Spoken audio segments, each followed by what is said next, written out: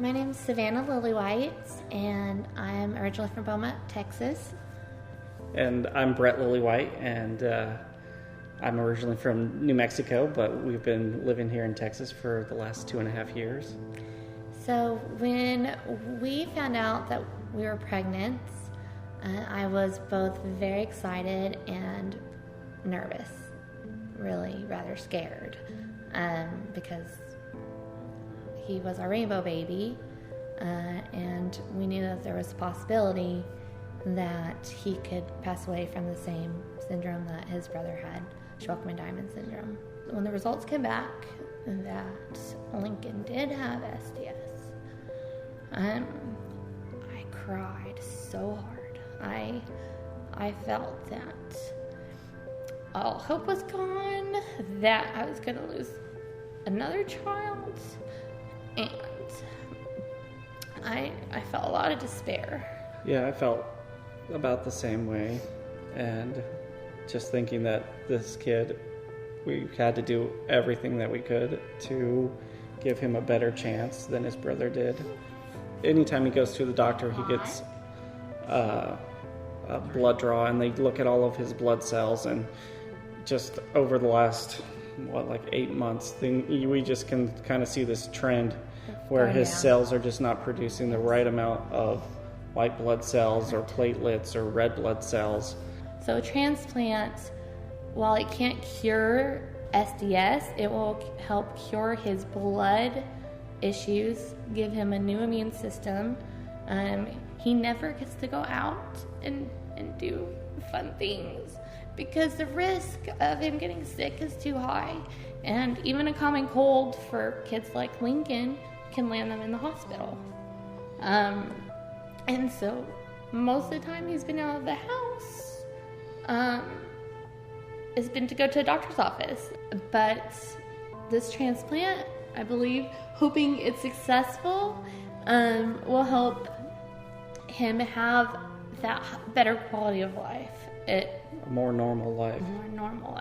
He'll still have to, be monitored closely, and other things we'll have to keep an eye on, but we won't have this threat of AML or MDS and, hovering over us all the time. Because after losing a child to the syndrome, we are determined to not lose another one.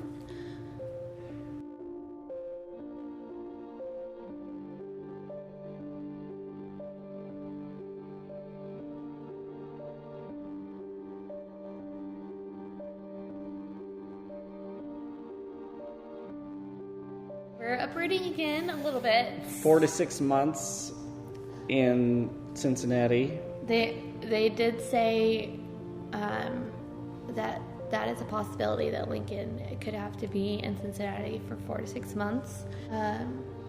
We don't have a set cost.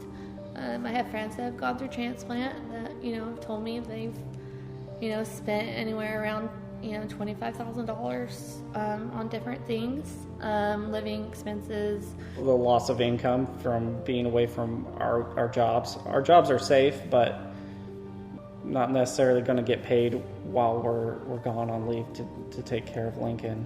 Basically, we have to run 2 households for at least 3 months, for at least 3 or 4 months. And so it's just a lot of expenses all at once. It's impossible to plan for ahead of time.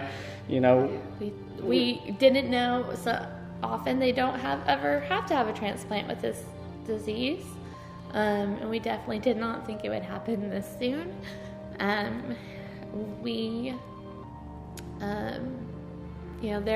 People have been amazing, friends and family. We have a GoFundMe page. There's a Facebook fundraiser. On October 19th, we have friends that are putting together a link sale in front of the Dawes' Law Firm on Downland, which is across from Chick-fil-A on Downland. Yeah, we've had people. We've had a lot of support so far. We'll definitely need more funding than where we're at, but we appreciate everything because every little bit helps. And I hate being in that position to need it. I would like to be able to take care of all of it by myself. It's just too much. It's just too much, and I'd do anything for Lincoln. But we appreciate everything people have done, and the prayers and the positive thoughts. Lincoln has a group on Facebook called Lincoln's League. I post updates about him there. There's a lot of unknown, everything unknown.